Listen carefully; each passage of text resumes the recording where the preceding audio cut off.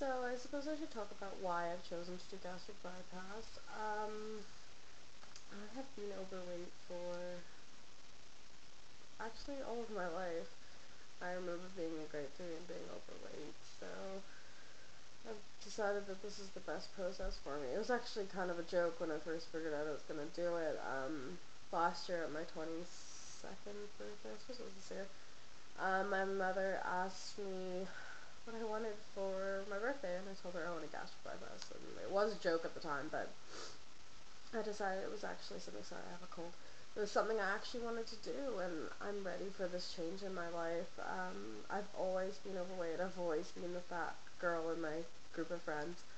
Um, and this is actually a process I've come to that I really want to do. Gastric bypass, so I'm getting the Roux-en-Y, and my surgery is going to be at Toronto, well, I don't know if my surgery is going to be, but I'm going through Toronto Western Hospital. It is a bit of a far drive. It takes me about an hour and a half to get there, but it's completely worth it. This, it's a life change. I'm so excited every time I think about this. I want it just to come sooner and sooner. I've gone through all the processes I have to go through so far. It's taken me quite a long time. At least the last 2 months I've been working at it really hard. So, first of all, the beginning of my journey, I suppose it would be when I went to Michigan. After my birthday, I decided I'd actually look into how to get this gastric bypass surgery done. So, I went to Michigan to the bariatrics clinic in Michigan, which I think is called the Barracks Clinic. It's one of the better clinics in the States. And I went and met with the surgeon and all that, and kind of spoke to him about it, and he told me, I'm young enough, and I'm pretty good, and I'm relatively good health to get the surgery done, and he pretty much said to me I could have booked it the next week, but Canada recently changed the laws where you're not allowed to book your surgeries in the States anymore. You have to get them done in Canada. So I didn't figure this out till I had come back to Canada, and I spoke to my doctor. So I then had to send off papers to different gastric bypass offices throughout Ontario. So I first of all went to Humber, but the wait for Humber was like almost over a year. And I'm kind of at the stage right now where I really want to get this surgery over and done with. So I then decided to figure out which would be the fastest route. So I got a hold of Toronto Western, and I first of all went for my orientation. So your orientation is you sit and you learn about the surgery and what kind of process you have to go through, and you get a little handy package. So I did that, and that was a long, the orientation was about 3 hours. And then after that, I have gone back numerous times because you have to have appointments with different professionals there. So I've had an appointment with the social worker, and he talks to you about things in your life and what you do and your family and your lifestyle and why you think you're overweight, which obviously all of us know. And then after that, I met with the nurse and the dietitian. The dietitian was really good. She spoke to me about my eating habits right now and what I shouldn't be doing. One of my biggest habits is I enjoy pop and chocolate. I'm a big pop and chocolate person, so those are things I have to learn to change, and she spoke to me about those already.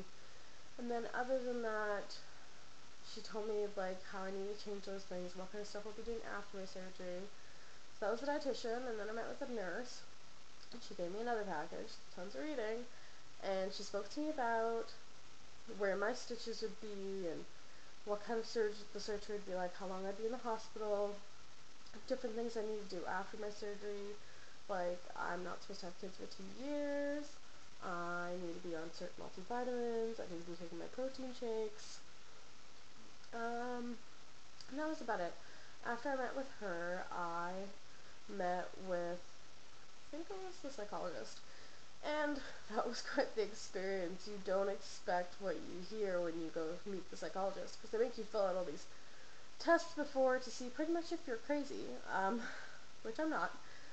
So when I went to go see the psychologist, the kind of question she was asking me was do you ever hear voices from the TV sending you messages? Do you feel like you're getting messages from outer space? Weird questions, and pretty much I'm not crazy. So yeah.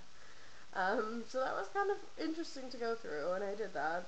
So that was kind of it. And then the last process that's kind of been a bit of a hindrance on me right now is, not a lot of my family know this, and I'm sure they'll eventually watch this video, but I had to quit smoking, which is completely fine with me. I quit 3 months ago, actually. I think today would be 3 months.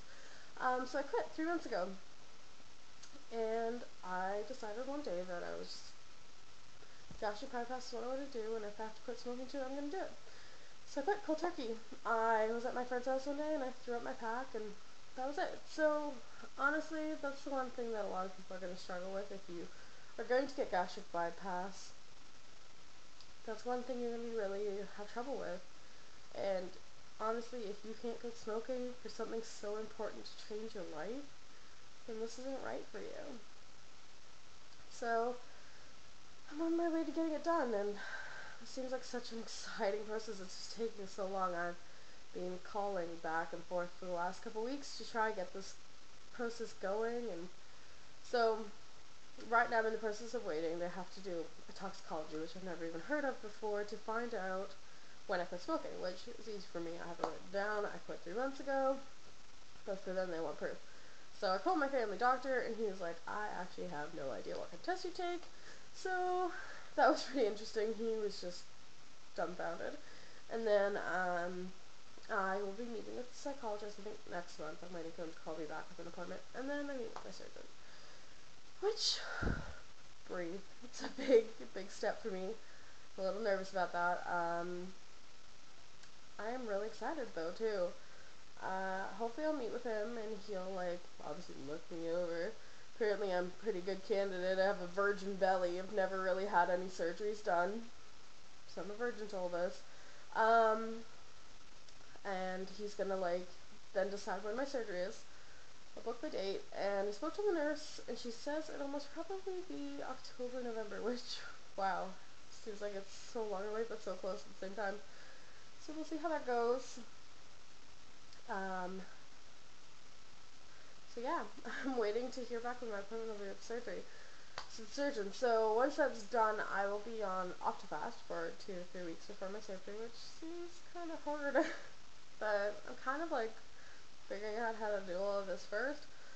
And I'm going to show you guys a video of stuff I've already bought that I think is going to help me for my surgery, because I've watched a lot of other people's videos. Like I've watched Massage Goddess, which is Amelia, and Threefold Utopia Dream, which is Nikki, and then I found another one, which is Canadian, which I haven't found any Canadian people who have gone through the surgery, and her name is Canadian with Curves. And it's kind of giving me a rough idea of what kind of stuff I need, and talking to other people, and so yeah, I'm going to show you guys a video, maybe later, about the stuff I bought, and stuff I think is going to help me after my surgery. I don't know, could be completely different. So yeah, gastric bypass. On my way. Feels kind of scary. I'm nervous but excited all at the same time. I'm ready to start my new life. Okay, bye guys.